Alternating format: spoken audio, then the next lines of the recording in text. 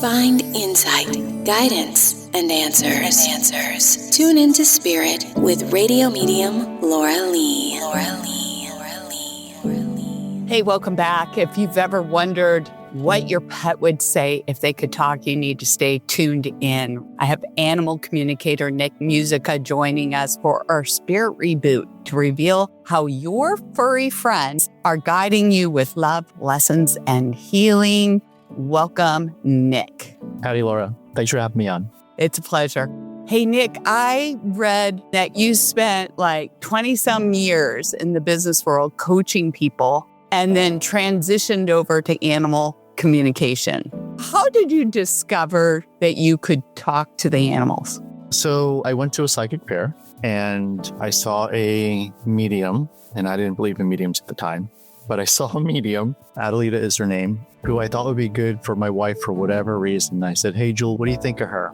And my wife said, "That sounds great, but you're going to sit down first."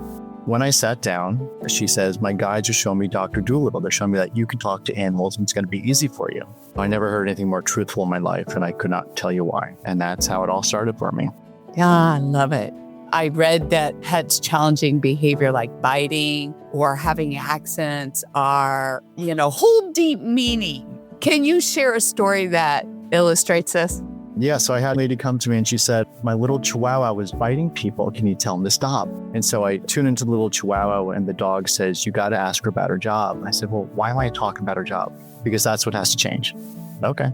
So I get on the line and she says, "Did you tell my dog to stop biting people?" And I go, "Well, what'd you talk about?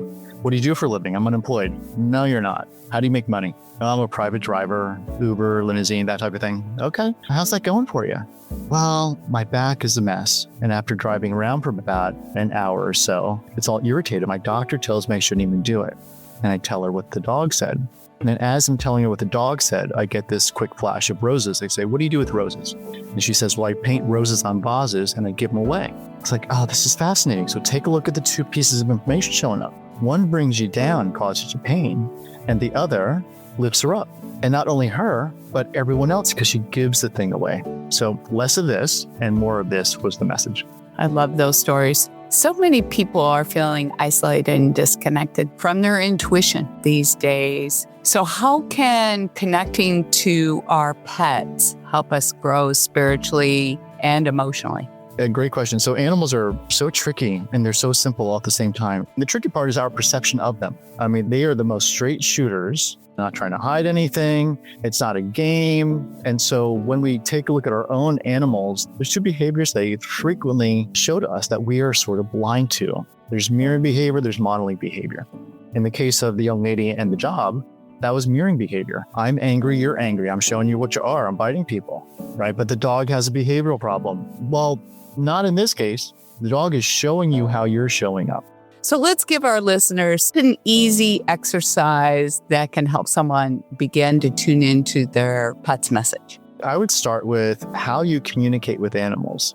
My little boy cat is on the coffee table. I will say, "Get off the coffee table." And so what I'm saying doesn't really map to what I'm seeing. It's confusing from a cat's perspective.